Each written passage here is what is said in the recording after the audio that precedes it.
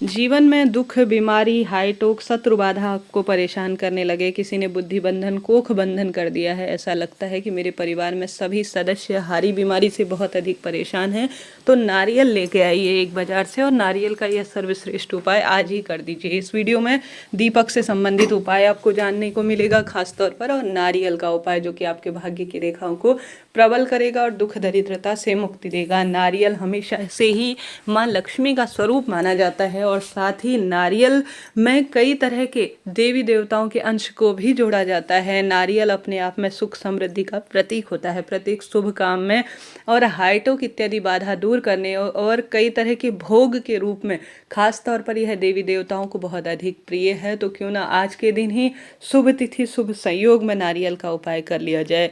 जब लगे बच्चे पति मेरे हाथ से निकल रहे हैं, मेरी बात ही नहीं बनती है, तो आपको नारियल का सर्वश्रेष्ठ उपाय किसी भी शुभ तिथि में कर लेना चाहिए।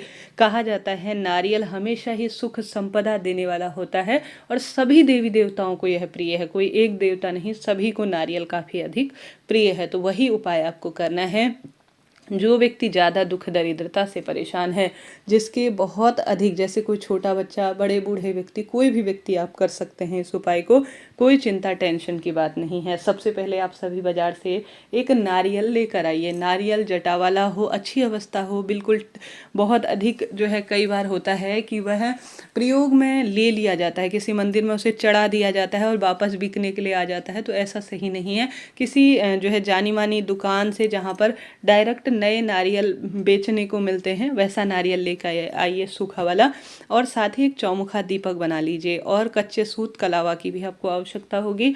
आप एक चौमुखा दीपक बनाइए जिसमें 4 बत्ती रखिए और उस दीपक के अंदर आप सभी चाहे तो सरसों का तेल भरें, चाहे तो तिल का तेल भरें, चाहे तो घी का प्रयोग करें, इच्छा आपकी है।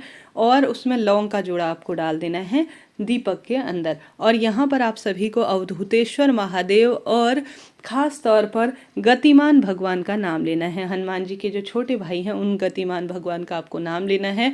रोग दुख दरिद्रता कट जाए, संकट कट जाए, पीड़ा कट जाए और मेरे सब काम बनने लगे, पति बच्चे जैसा मैं कहूँ वैसा करने लगे, उनके हर कार्य बनने लगे, वैवाहिक अड़चन मेरे बच्चों की दूर हो जाए, ऐसी प्रार्थना करते हुए आप सभी को एक चौमुखा दीपक जिसमें लौंग का जोड़ा आपको डालना है।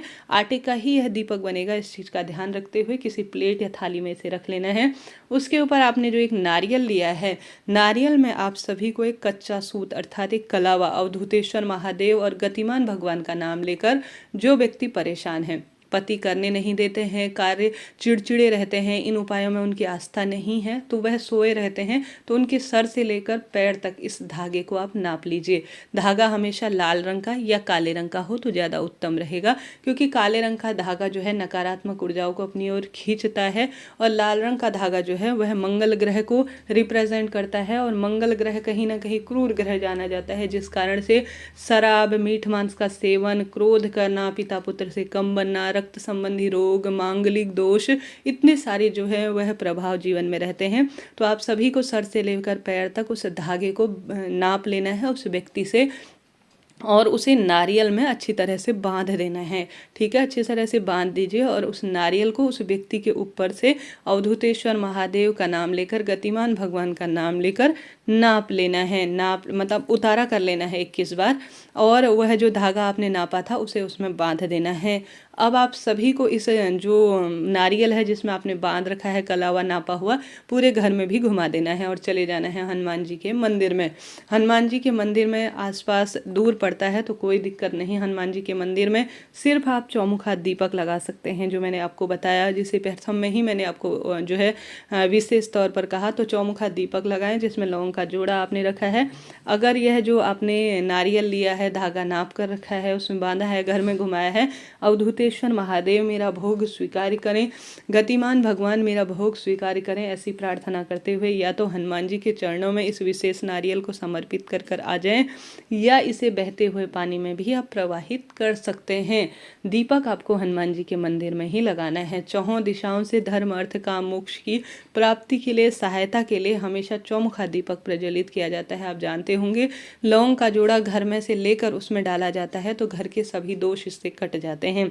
तो आप सभी को कभी भी किसी भी दिन हनुमान जी के मंदिर चले जाना है और यह नारियल का विशेष उतारा 21 बार जो आपने कर रखा है और उसके ऊपर उस व्यक्ति के बराबर का धागा बांध रखा है, लपेट रखा है, वहाँ पर आपको छोड़कर आ जाना है। ऐसा करने से कई तरह की शारीरिक मानसिक बाधा कटेंगी और जिस कामना के तहत आपने यह उपाय किया है उस कामना को पूर्ण होने से कोई नहीं रोक सकता। तो यह प्रथम वाला उपाय आपको करना है। निश्चित रूप से इससे जो आप चाहेंगे, जिसके तहत आप कार्य करेंगे, वह कार्य होना ही है। तो हमने बात कर ली प्रथम उपाय की, बढ़ते हैं दूसरे उपाय की तरफ। दूसरा उपाय बहुत सरल है। जैसे किसी के शरीर में कोई रोग पनप रहा है, बुद्धि एकाग्र नहीं है और वैवाहिक अड़चन है, संतान की प्राप्ति नहीं है, तो आप सभी कम से कम 21 दिन या 11 दिन या जितना आपसे हो पाए, कम से कम 5 दिन या 7 दिन तो लगातार यह प्रयोग करें।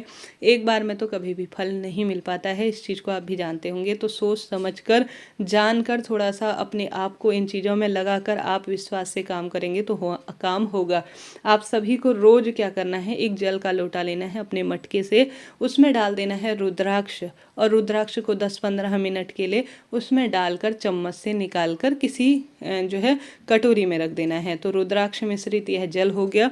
अब शिव मंदिर जा रहे हैं तो इसमें थोड़ा सा आप शहद डाल दीजिए जल के लोटे में। शहद का संबंध आप जानते होंगे मंगल ग्रह से होता है और शहद और रुद्राक्ष मिश्रित जल श्री शिवाय नमस्तुभ्यम। अगर बीमारी से परेशान है तो महामृत्युंजय मंत्र का जाप कर कर घर के मंदिर में या महादेव के मंदिर में शिवलिंग पर चढ़ाया जाता है और उसे थोड़ा सा प्राप्त कर लिया जाता है। और प्राप्त करने के बाद अर्थात शिवलिंग पर चढ़ा हुआ जल अगर आप मांग लेंगे महादेव से तो वह बहता हुआ आपको जो आप बर्तन ले गए हैं उसमें प्राप्त कर लेंगे और घर पर लाकर रोज 5 दिन, 7 दिन, 11, 21, 108 जितने भी आप दिन का संकल्प लेकर करते हैं, आप शिवलिंग पर चढ़ाकर रुद्राक्ष मिश्रित जल और शहद मिश्रित जल अपने बच्चे को या अपने पति को या स्वयं आप थोड़ा थोड़ा ग्रहण करना शुरू करते हैं प्रभु का नाम मंत्र स्मरण कर कर, तो आपके रोग कट जाते हैं, शारीरिक मानसिक पीड़ा से मुक्ति मिलती है और हर एक कार्य आपका बनना आरंभ हो जाता है। हार रहे हैं, दुख पा रहे हैं,